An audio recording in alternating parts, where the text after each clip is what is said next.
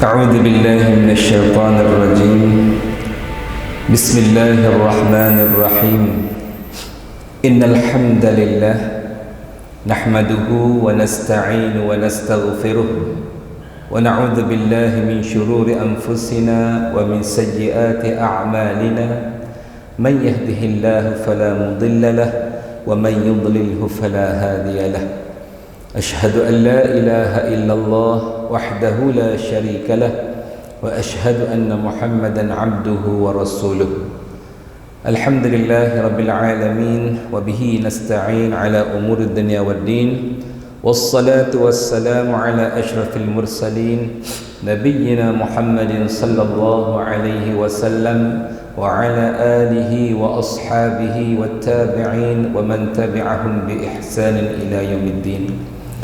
فإن أصدق الحديث كتاب الله، وخير الهدي هدي محمد صلى الله عليه وسلم، وشر الأمور محدثاتها، وكل محدثة بدعة، وكل بدعة ضلالة، وكل ضلالة في النار.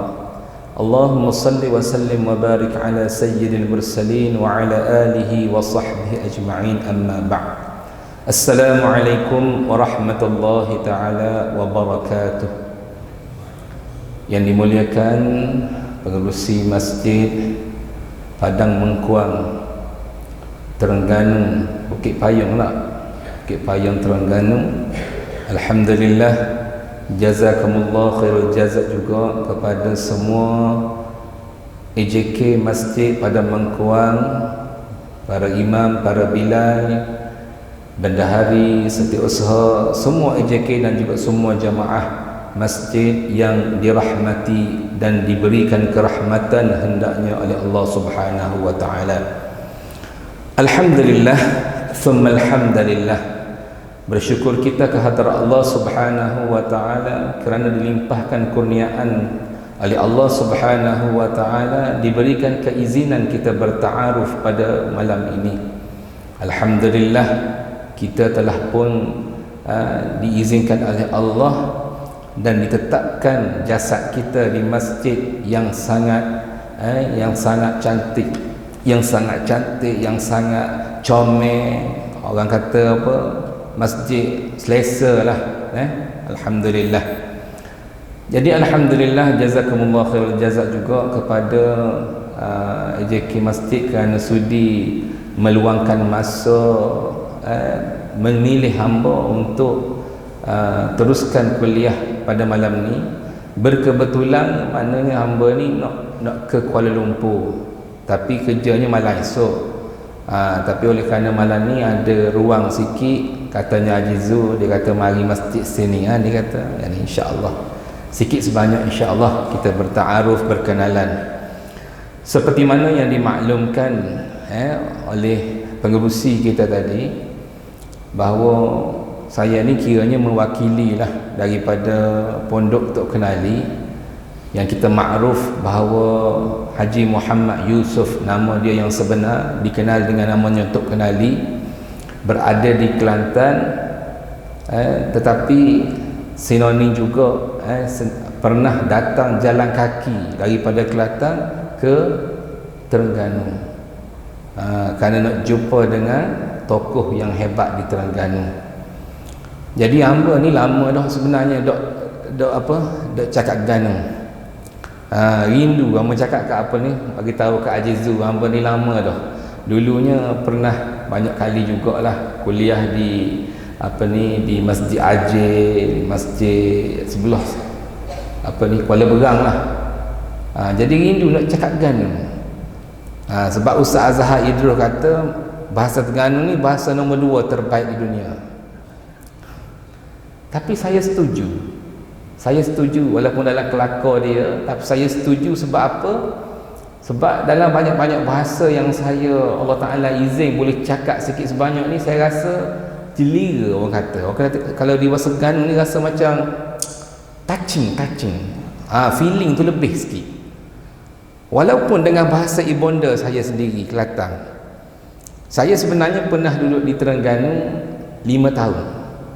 Tu boleh cakap ganu sikit tu.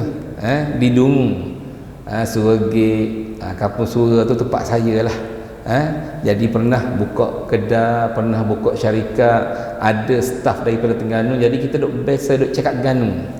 Tapi lama sangat dah duk mari ni, kalau kata silap sikit jangan ambil hati lah.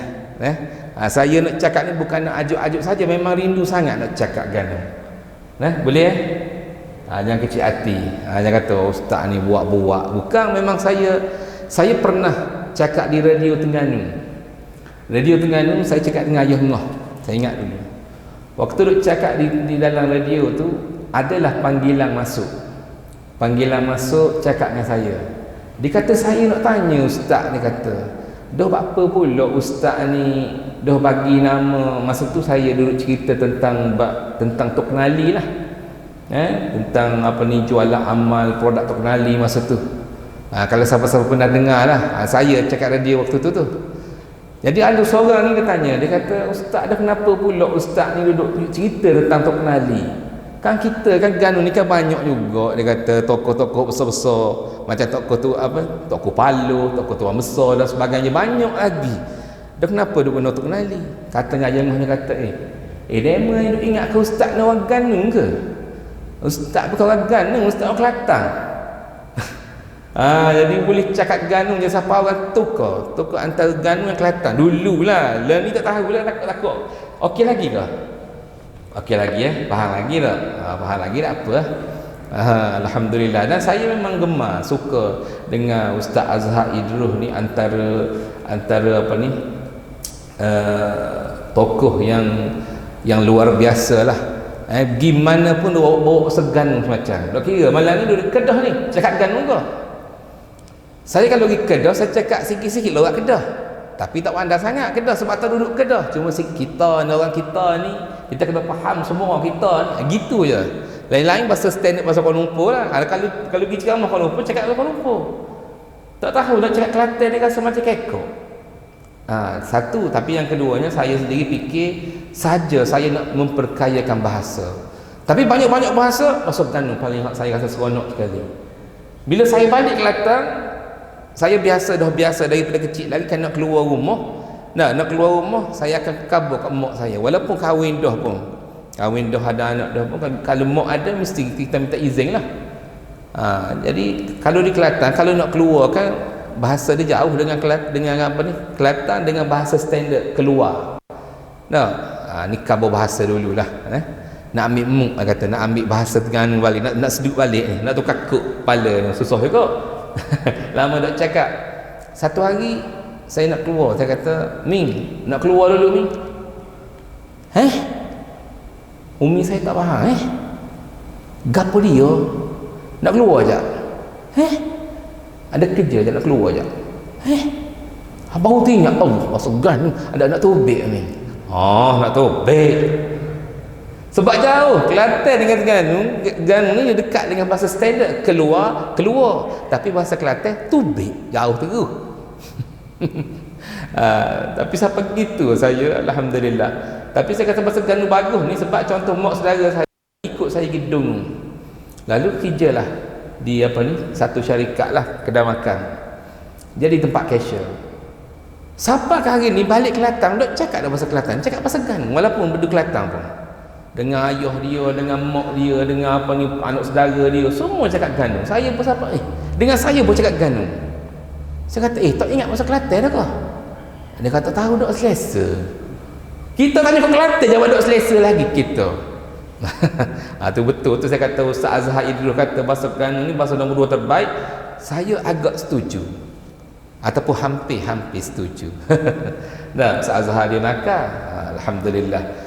Jadi alhamdulillah, moga-moga pertemuan kita pada malam ni adalah malam yang dirahmati Allah. Moga-moga sedikit sebanyak perkongsian kita dapatlah sikit sebanyak orang panggil apa, tanda kita ni kasihnya pada Allah Subhanahu wa taala, taatnya kita pada Allah Subhanahu wa taala, dan tanda kita ni kasihnya kepada Rasulullah sallallahu alaihi wasallam.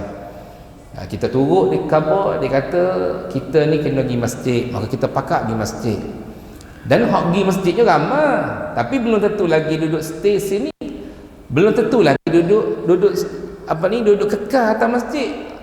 Habis je doa tu bangun. kebanyakannya bukan masjid ni lah, masjid lain. Tapi Allah pilih kita dalam ribu-ribu orang di kawasan ni, tapi Allah pilih kita untuk kekal di masjid. Ini satu rahmat yang besar. Nampak kecil ya.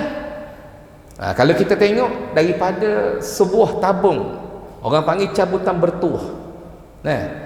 Cabutan bertuah ni, kalau kata orang masuk tangan, nak cari nak tengok siapa yang bertuah. Mari kita tengok siapa yang kena, katanya Ibrahim pendek. Akak. Rupa-rupanya yang kenanya kita.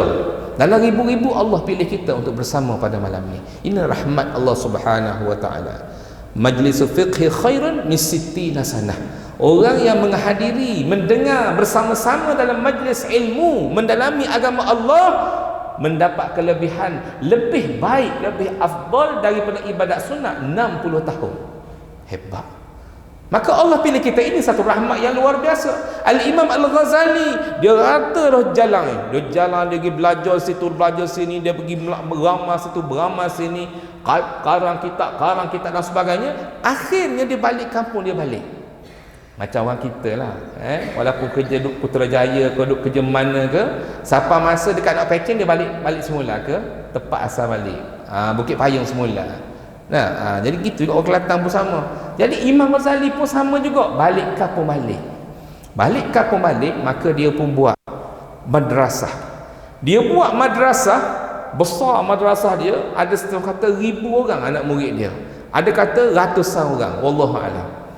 Tu khilaf lah. Tapi yang paling penting, dalam besar-besar majlis ilmu yang dia buat hari-hari, ada satu saja pondok kecil di sebelah rumah dia, kata boleh muat 10 hingga 15 orang, kata ulama. Mana tak besar mana? Pondok apa? Pondok untuk berzikir, pondok untuk bersuluk. Kenapa tak besar macam madrasah lain, kelas lain? Sebab nak kabarnya, sebelum pergi kepada tahap zikir, tahap tarikat dan sebagainya, apa yang paling penting adalah ilmu. Ilmu ni Allah Ta'ala tunjuk dalam Al-Quran. Selepas daripada Allah, dia sebut malaikat. Yang ketiga, dia sebut para orang yang tahu tentang ilmu, orang yang alim. Disebut yang ketiga.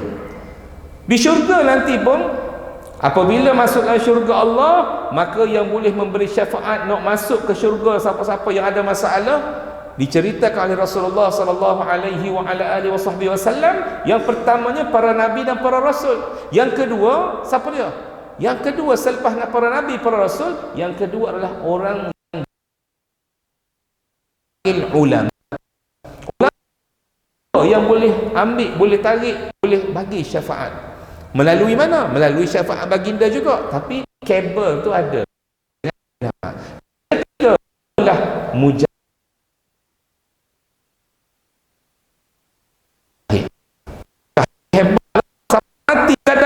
Tapi besar yang ngaji ilmu.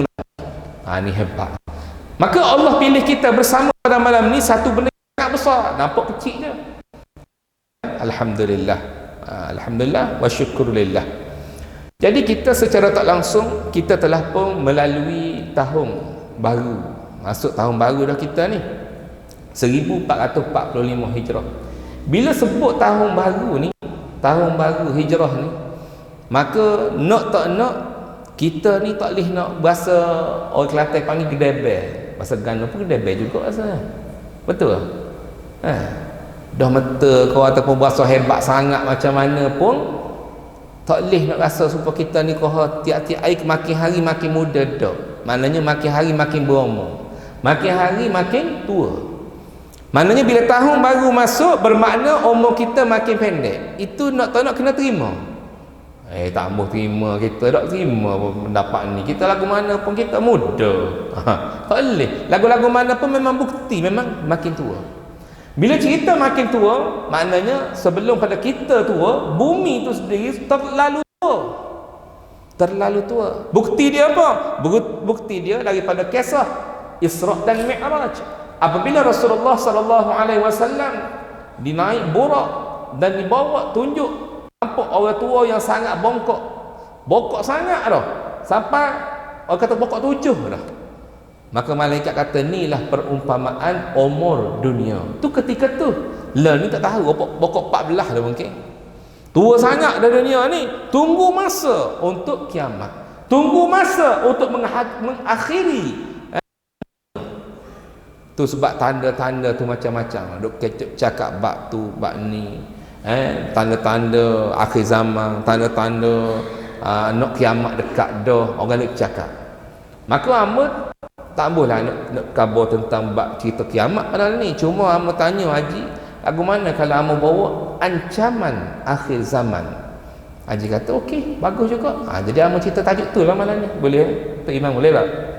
Ancaman akhir zaman yang berlaku bila kita sebut akhir zaman bermakna sekarang. Sekarang adalah akhir zaman. Dan bermula akhir zaman apabila wafatnya baginda Rasulullah sallallahu alaihi wasallam.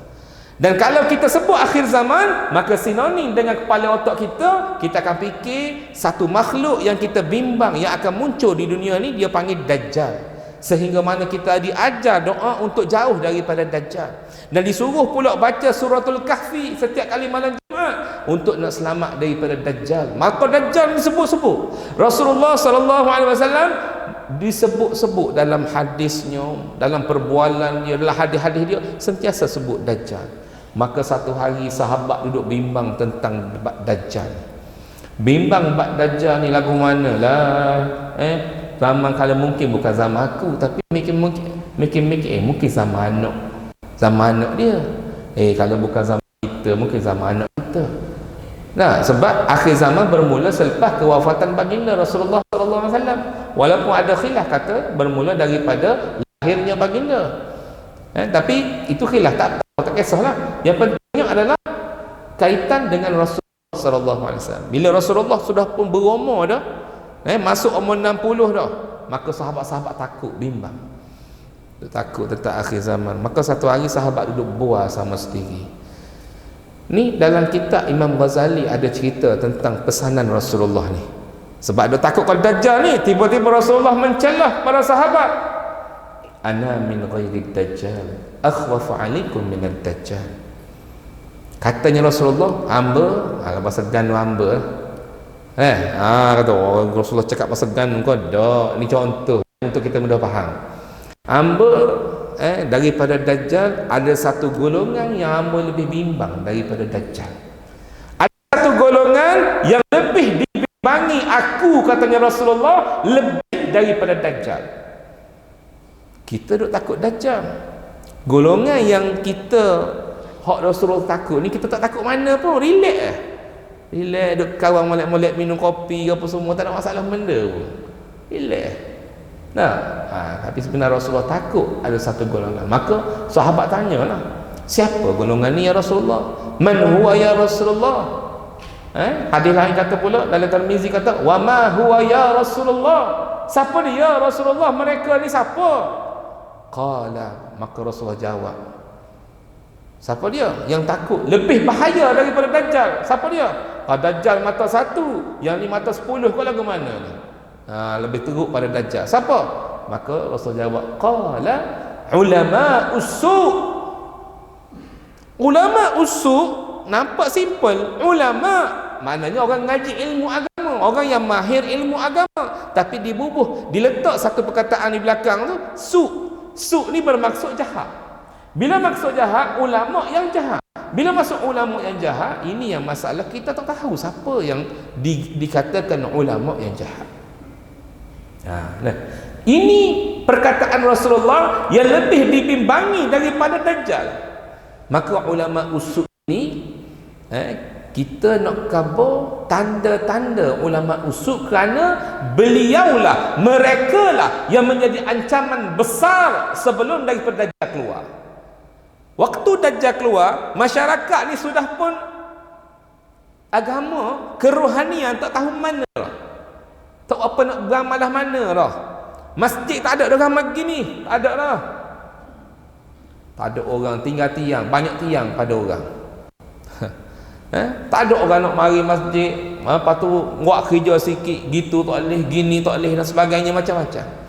Jadi tanda yang kita bimbang hari ni sebelum Dajjal keluar, Jadi kalau nak kira, hamba nak tanya khabar juga, Haji, sini lagu mana? Dia kata tak ada benda, sini bagus. Jadi kita bukan, hamba bukan nak khabar sini tak bagus, tidak. Nak khabarnya kita bimbang kerana ancaman ini kalau bukan berlaku di Bukit Payung, berlaku di tempat lain, berlaku di Kuala Lumpur, berlaku di negara-negeri lain dan sebagainya, ataupun di celah-celah keadaan kita kata okey tapi masih lagi ada yang tidak okey.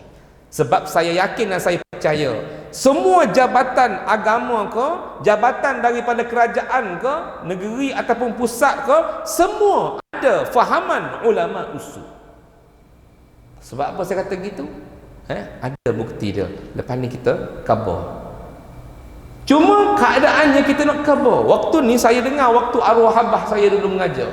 Duk mengajar, kita dengar. Tapi ulama usul ni kita tak nampak. Saya ingat ulama usul ni ulama yang berlakon jadi ulama, ataupun yang orang guna satu istilah ni duk sedap dengar. Apa benda? Dia kata nunggang agama. Bukan itu. Bukan tu yang saya nak khabar. Ulama usul adalah satu ulama yang mana menunjukkan diri dia ni sangat bagus, sangat baik, dan menyekat perbuatan-perbuatan orang lain, menidakkan ulama-ulama lain. Dalam Quran kata ya'muruna bil ma'ruf wa yanhauna 'anil munkar. Dalam Quran kata buat benda baik, cegah benda mungkar. Tapi dia terbalikkan cerita. Kita nak tahu dia ni ulama usul, dia ni alim, dia ni contohlah kalau pengajiannya dia profesor contoh, maknanya alim lah. Bila dia cakap ni cukup dengan bukti, dengan hebat, dengan credibility dia, dengan karisma dia, kita pun yakin lah. Bila yakin, dia pun khabar kita. Dia kata khabar apa? Dia baca ayat Quran. Dia baca ayat Quran. Ini antara yang bahaya jadi ancaman kepada anak muda lah ni. Mungkin di Bukit Payung tak ada masalah, tapi ingat, anak kita yang dok mari di masjid mana ni, cucu kita yang akan jadi lapisan lepas ni, sangat bahaya yang saya nak khabar. Sebab apa? Lepas ni mungkin saya tak boleh mari dah sini. Jadi saya nak khabar biar Muslim tahu tentang bahayanya ancaman ni. Tanda dia macam mana? Ya'muruna bil ma'ruf wa yanhauna 'anil munkar. Maka kena cegah benda-benda yang ma'ruf, yang baik, yang molek, cegah pula. Kena buat, kena suruh benda yang baik, benda yang comel. Allah suruh. Dan kena cegah benda-benda yang jahat, yang tak molek, yang maksiat, yang boleh berdosa. Dan Quran kata, tiba-tiba dia pun mari khabar pula, dia kata nampak baik amalan-amalan tapi kita tak boleh buat kalau Nabi tak buat. Ada tak ayat gini? Ayat ni bahaya tau sebenarnya. Kita nampak relax tak ada benda pun. Tapi orang yang cakap, orang yang ada credibility, orang yang cakap, orang yang ada karisma, orang yang ada sertifikat hebat, orang yang bergelar Datuk Tan Sri dan sebagainya, takkan kita tak dengar? Takkan kita tak percaya? Dia baca ayat Quran pula sebab dia ulama. Dia sebut apa? Dia sebut qul in kuntum tuhibbunallah fattabi'uni yuhibbukumullah. Bukan hamba cakap, dia kata. Ni Quran cakap. Quran cakap, ni Nabi yang khabar kepada umat dia, katakanlah kalau kamu nak Allah kasihkan kamu, kalau kamu nak Allah sayangkan kamu. Kerana apa? Kerana untuk masuk syurga Allah bukan kerana salat kita semata-mata, bukan kerana puasa zakat kita semata-mata, bukan kerana kuat zikir kita semata-mata, bukan. Masuknya orang masuk syurga kerana apa? Kerana kasih sayang Allah. Kerana Allah kasih, Allah redha, barulah masuk syurga. Bukan sebab semayang semata-mata. Ada orang semayang 5 waktu tak mih, dia paling awal sekali kalau datang, kalau masjid buka pintu tu, dia lah orang pertama akan masuk. Lepas tu siap dia lah. Contoh. Ni contoh sampai ke masjid ni, contoh. Masuklah kaki pertama dia lah. Tapi sampai satu masa ngadap Allah, bila jumpa dengan Allah, tengok-tengok tak ada amalan dia. Semayang ni bukan lekuk dah hari ni. Contoh, bukan 2 biji apa ni kerang atas ni, dia orang panggil apa kerang kau? Aku kata panggil kerai. Oh, saya pakai kerang. Nah, jadi 2 biji atas ni. Bukan 2 biji dah, habis hitam legang di atas ni. Tiap tak puas hati yang legang ni ambil cat, cat tak lain nak suruh nampak hitam nah. Kuatnya semayang nak yang tak. Zikir ni tak pakai. Tangan ni kuku dimakan apa ni? Jadi robek habis dah kuku ni, kuat zikir guna sabah. Tapi lalah jumpa Allah kosong, tak dapat apa-apa. Maka dia tanya, ya Allah, Mana amalanku yang aku buat sama-sama hari-hari ni? Tak ada dah. Pas mana tak ada ni? Allah tak terima. Sebab apa tak terima? Sebab dia buat apa yang dia suka buat. Dia bukan buat apa yang patut dia buat. Maka sini dia pun makan kita. Dia kata, kul in kuntum tuhibbunallah fattabi'uni yuhibbukumullah. Kalau nak Allah kasih kepada kamu, maka kamu kena ikut aku. Maka ikut Nabi. Barulah yuhibbukumullah, nescaya Allah kasihkan kamu, baru masuk syurga.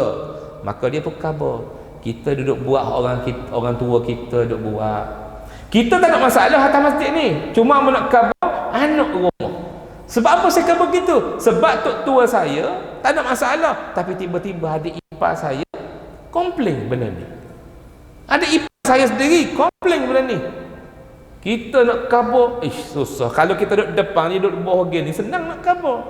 Sebab apa? Kalau kita khabar, bawah semua senyap. Nak tak nak dia kena dengar. Ni tak waktu abang ipar dia mari duk cakap, dia tak pergi, tak ikut kuliah, ajak pergi, tak segi, tak mau pergi. Jadi tak faham tentang apa dia kata. Dia kata kita duduk buat amalan selama duduk ikut orang tua je. Betul ke tak tahu. Ni orang muda, ayat orang muda. Kita orang tua tak ada masalah. Dia katakan Nabi, ni dia dah terpengaruh dengan kata-kata kalam daripada ulama usul mengatakan jangan duduk ikut gak ulama, ikut Rasul lah. Mak Nabi kata kalau nak Allah kasih kena ikut Rasul. Kenapa kita ikut ulama? Ini kata-kata sumbang. Kata-kata ni kita kena betul kepada masyarakat, pada orang muda kena bagi tahu kita ikut ulama sebab kita ikut Rasul. Sebab Rasulullah kata ulama warasatul anbiya, pewaris aku adalah ulama. Ini berlaku di zaman kita lah ni. Anak muda jadi nak buat serba salah. Orang tua panggil bila kata berlaku gitu, nak buat tahlil, dia kata betul ke tak tahlil ni, betul ke tak maulid ni, betul ke tak ni duk salam atas masjid ni, betul ke tak ni, betul sini tu tak boleh, sini tak boleh, duk zikir Nabi buat ke tak ni. Ni ayatnya orang muda yang query, orang muda yang duk nanya. Kita orang tua tak apa, relax, subhanallah, subhanallah, subhanallah, la ilaha illallah. Okey. Tapi orang muda, siapa orang muda? Anak kita rumah, cucu kita tu duduk ngaji U tu, duduk di apa? UIA, UPM tu. Bila dia tengah pening-pening tak tahu nak pilih hak mana, tak tahu hak mana betul, akhir sekali mari Syiah buat sembahyang pelik lah. Sebab apa tengok dah hak ni pun tak betul gini, hak ni pun kata gini, last sekali ambil kat tengah. Ataupun kalau kali dok sembahyang terus. Ini yang berlaku antara orang muda kita.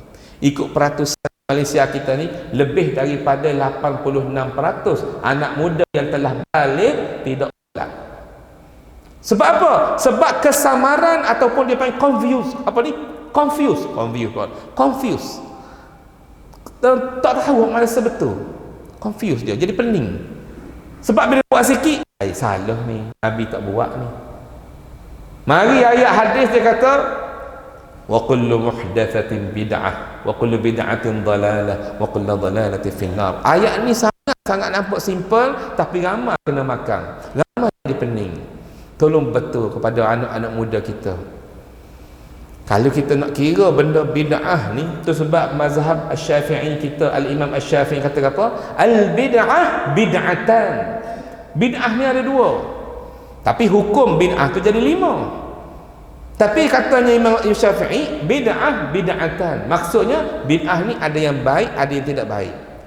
Tapi dia mari letak pada ayat, mana ada yang baik? Sebab Rasulullah kata, wa kullu muhdatsatin bid'ah, semua benda baru tu bid'ah. Maka apabila bid'ah, maka wa kullu bid'atin dalalah, maka bila bid'ah itu sesat. Wa kullu dalalatin finnar, maka bila sesat masuk neraka. Ini anak muda kita pening sekarang. Ini antara ancaman akhir zaman. Sebab apa?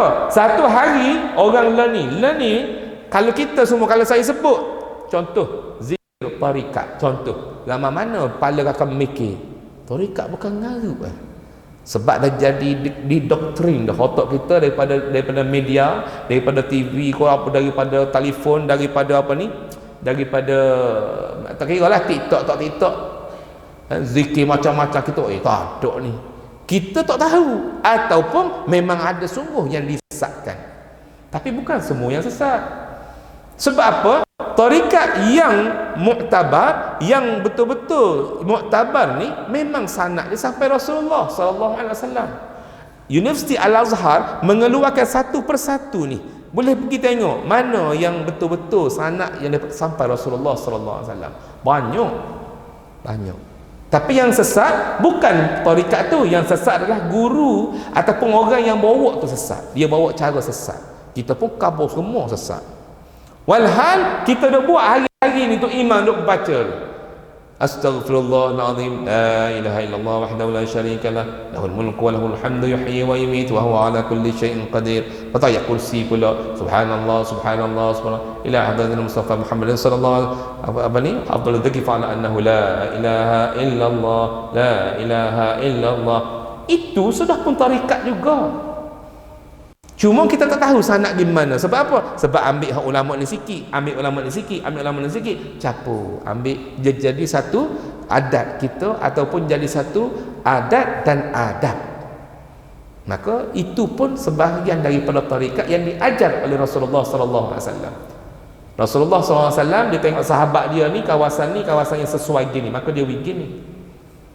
Orang kata, mari hak ulama usul kata, takkanlah Nabi tengok ni takkan bawa guna wakar dia.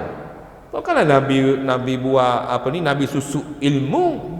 Nabi bukan susuk ilmu, tapi Nabi bagi ikut contoh. Macam bacaan Quran pun sama, tarikat sama dengan qiraat. Tarikat tu tarik, jalan mana? Jalan menuju Allah dipanggil tarik. Kalau Quran dia panggil daripada Quran jadi qiraat. Wadduha, kalau imam baca kita habis wadduha wal laili idza saja ma wadda'aka rabbuka wa ma qala wa lal akhiratu khairul laka min al-ula. Ini kaguk ni, sesak ni, kita tak tahu. Sebab apa Rasulullah sallallahu alaihi wasallam ajar ikut kesesuaian. Tu antara contoh. Sayyidina Umar paling garang antara panglima yang garang ni, satu hari dia dengar apa ni orang Badui baca Quran, kalau tak silap hamba surah Al-Kahfi. Cerita ni dia dengar, dia kata apa ni, nganjing, baca nganjing, bukan penganjing, orang ganjing tu.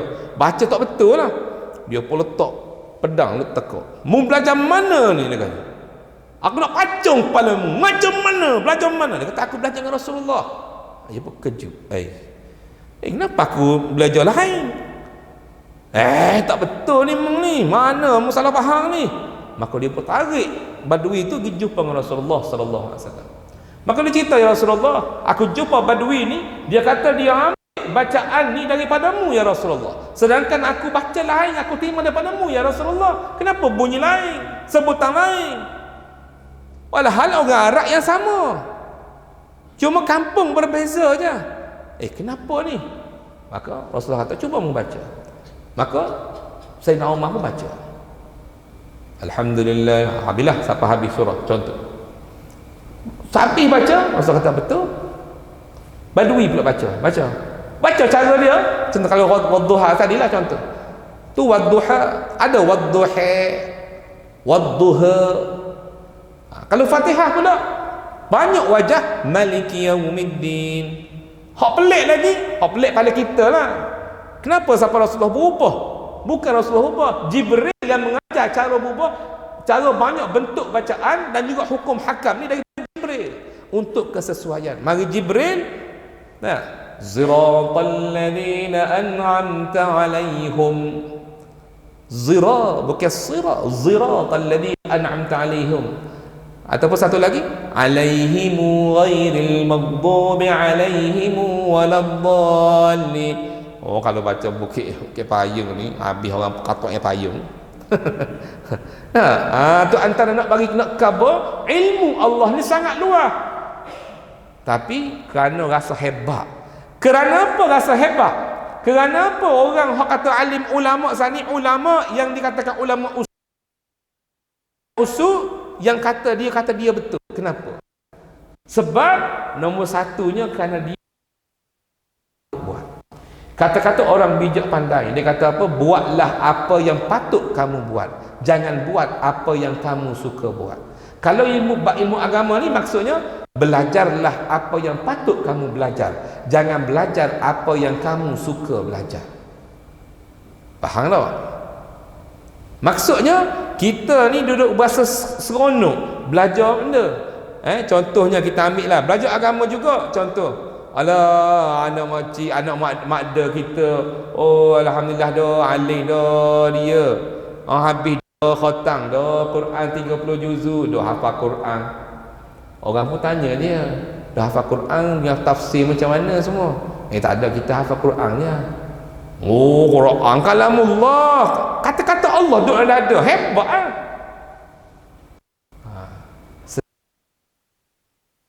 Sunnat muakkad.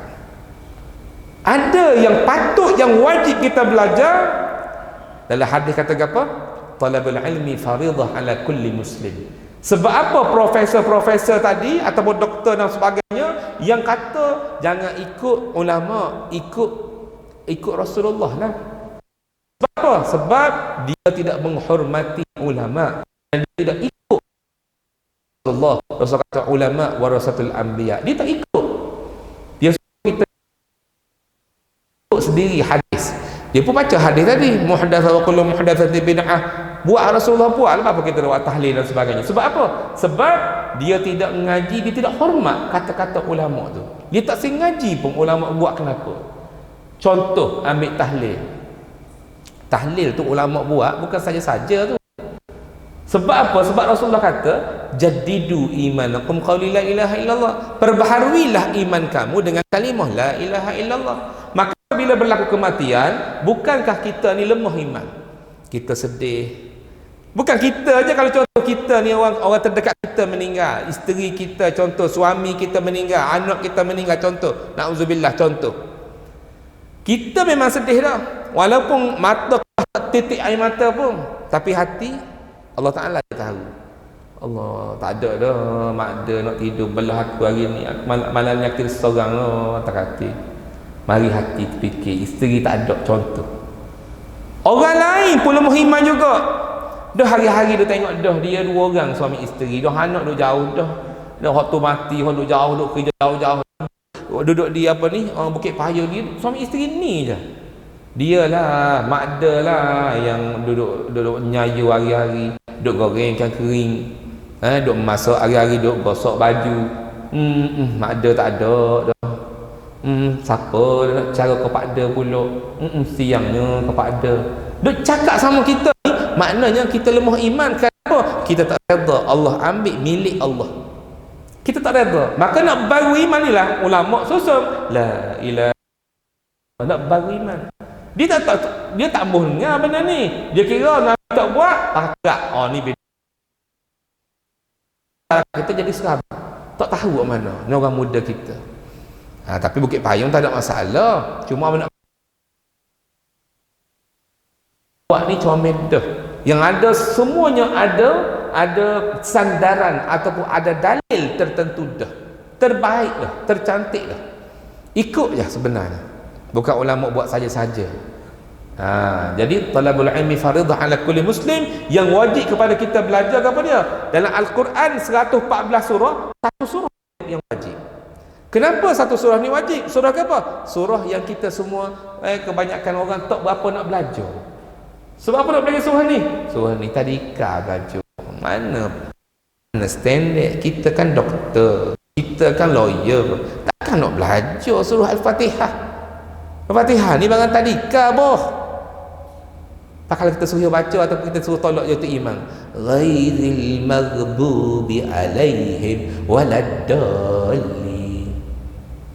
Walaupun engineer, walaupun hebat setara mana pun, tetap wajib kena belajar surah Al-Fatihah. Kenapa surah Al-Fatihah wajib? Kerana dia berada dalam rukun qauli. Rukun qauli berada dalam subjek apa? Subjek fiqh. Maka yang wajib adalah belajar ilmu fiqh.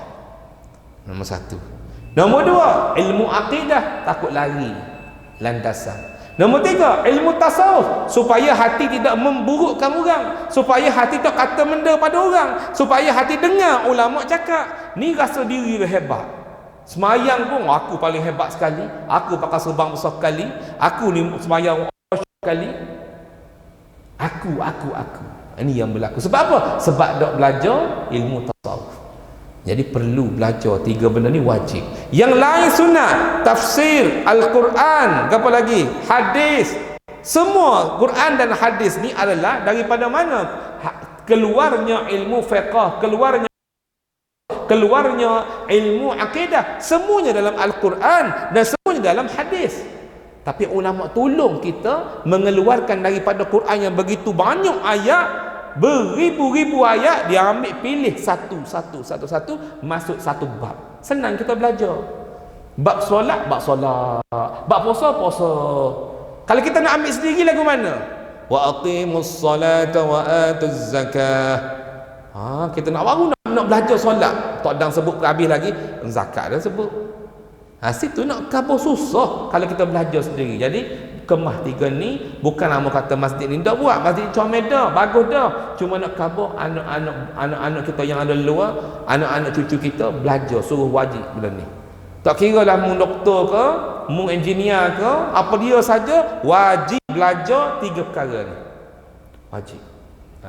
InsyaAllah. Jadi amba tak naklah panjang sangat, sebab kita pun nak tengok tayangan sikit malam ni, insyaAllah. Amba ni wakil daripada Pondok Tok Kenali.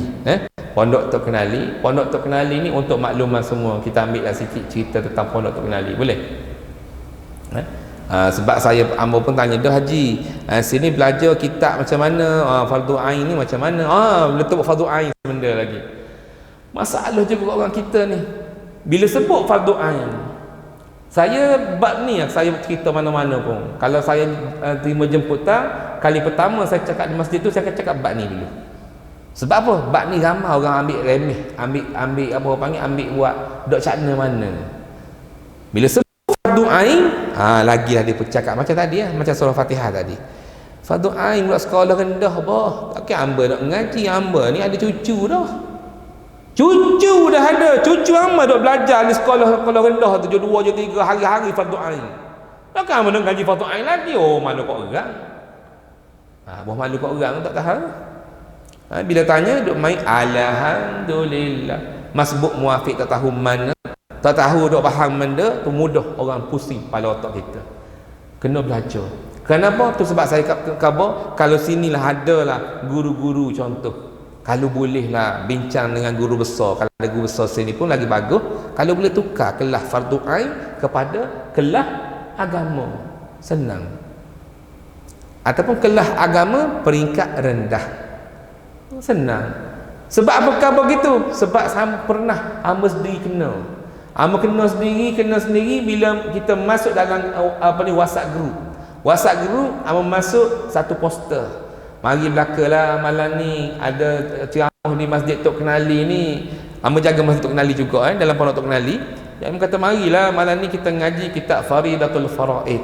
Kitab ni dikarang oleh Syekh Ahmad Zain Al-Fatani, iaitu guru kesayangan Tok Kenali. Tok Kenali paling sayang guru ni.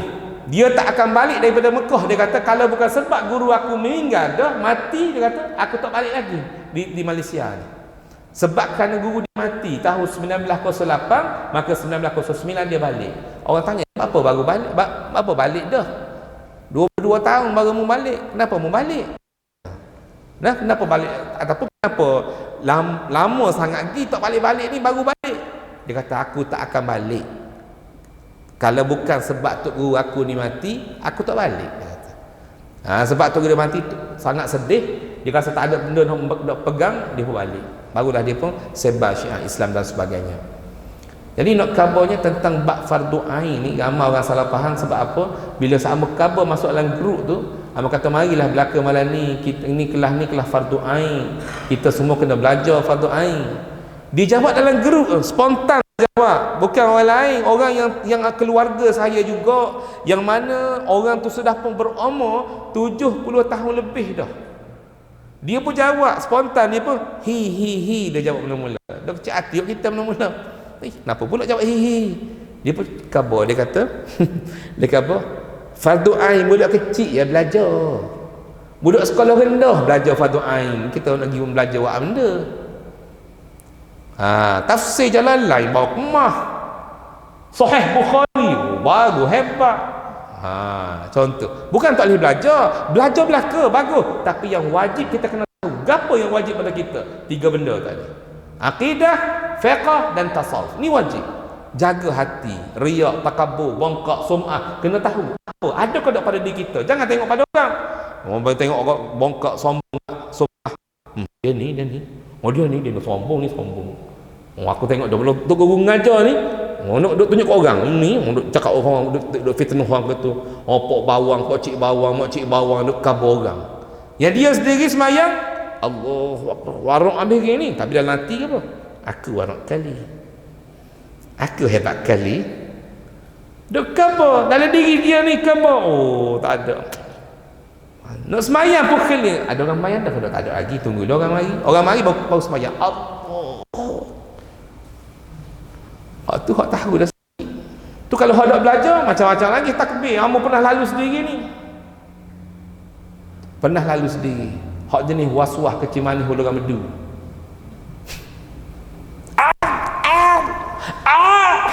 Tak masuk dia. Tak masuk pula. Tekan kelah pelapak. Tak masuk juga. Kita dah sebelah terganggu. Hak tu okey lagi, hak di Kedah hak kena sekali.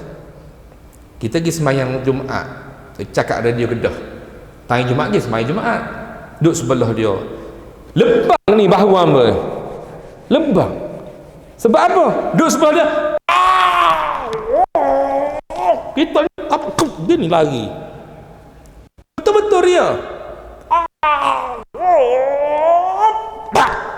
Bak bunyi ujung. Baru igak kali lari apa igak tu baru boleh igak lari kata takbir dia tu hak takbir hak semayang alhamdulillah rabbil alamin ar-rahman. Kebetulan amo ngajar masjid tu, hamba nak ngajar, hamba nak semayang sebelah dia. Kita duk baca dah ni, nak bagi tahu kita ni hak. Yalah kita nak ngajar kitab fiqh juga. Ihdinas sirat. Cuba fokus habis ni. Ihdinas siratal mustaqim. Ar-Rahmanir Rahim. Tubik juga kita. Dan sebelah Ar-Rahman. Kita apa? Ar-Rahmanir Rahim. Baru tengok. Ar-Rahman saat ni.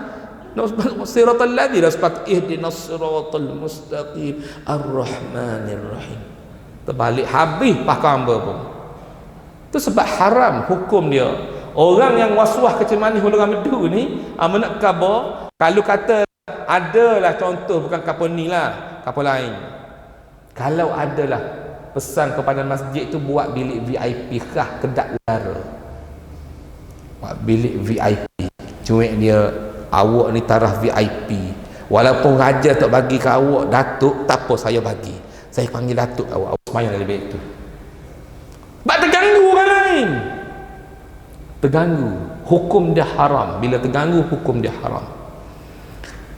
Memanglah rukun qauli takbir Allahu Akbar suratul Fatihah kena dengar telinga sendiri. Tapi jangan berganggu jiran sebelah. Jiran sebelah dengar tak ganggu, tak apa lagi dengan dia seorang je dengar. Maknanya tidak kuat sangat. Itu normal. Kalau orang yang kedua dengar lagi, mula makruh. Yang ketiga dengar lagi, hukum ulama kata dah makruh tahrim. Yang keempat dengar lagi bacaan kita, hukum dia haram. Tu ukuran yang ulama letak. Maknanya kalau nisbah sebelah gini, depan pun sama. Ambo rajin kuliah di satu masjid di Kota Baru. Ambo jadi tok imam, terus semayang Isya jadi tok imam. Hak masa mengorik tu kita rasa debol dah. Sudah dah. Dia betul-betul duduk belakang tok imam, tapi bukan sah belakang betul-betul. Sah yang keempat tu. Dok belajar punya pasal, kita habis rin baca. Alhamdulillah tak ada masalah, tapi kita ada terganggu. Sangat-sangat kita kena fokus sangat-sangat. Bagus juga jadi lebih lagi fokus. Tapi nak ayatnya kita duduk at-tahiyah dia, kita at-tahiyyat. Dia duduk ar-rahmanir rahim. Rakaat pertama lagi. Tak masuk dia bawa panggil apa benda tak apalah. Jadi orang terganggu boleh buat bilik khah dia baru betul. Jadi itu antara ilmu yang perlu kita belajar. Perlu kita belajar, perlu kita mendalami, dan harap sangat bagi tahu pada anak-anak cucu, mung hebat macam mana pun jadi doktor tak ada masalah, jadilah doktor. Engineer jadilah, tak ada masalah. Tapi mung jangan tinggal 3 subjek ni. Kita ni hebat dah. Anak kita, cucu kita al-lughatul arabiyyah, profesor dah. Tetap kita koyak. Walaupun mu profesor, mu kena ingat Rasulullah SAW sebagai dakwah di bumi Mekah semua kepada orang Arab. Jadi kalau mu dapat PhD bahasa Arab, mu baru jadi Abu Jahal baru. Ya betul, Abu Jahal baru. Abu Jahal tu masuk Islam sampai mati. Abu Sufyan semua Arab belaka. Jadi jangan bangga dengan bahasa Arab. Yang penting mu kena ngaji 3 benda. Walaupun profesor dah, kena ngaji 3. Akidah, tasawuf dan tasawuf. Akidah, tasawuf dan fiqh. Ini 3 ni mesti wajib kena belajar. InsyaAllah. Jadi saya rasa setakat tu dulu. Apa yang baik anugerah Allah Subhanahu wa taala, yang lemahlah kelemahan diri saya sendiri. Saya mohon maaf kerana ambil masa yang agak panjang, sedikit, tak apalah, sambil-sambil baru perkenalan insya-Allah. Ada sekian masa, insya-Allah kita berkongsi lagi insya-Allah. Aku hadza wa astaghfirullah li wa lakum. Wassalamualaikum warahmatullahi taala wabarakatuh.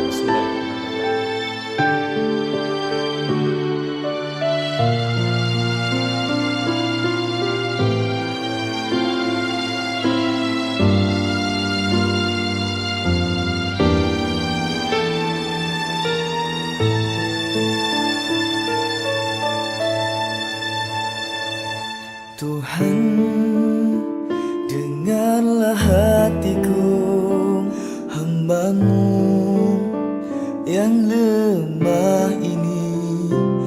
Oh Tuhan, bantulah aku menerima ujian dari-Mu.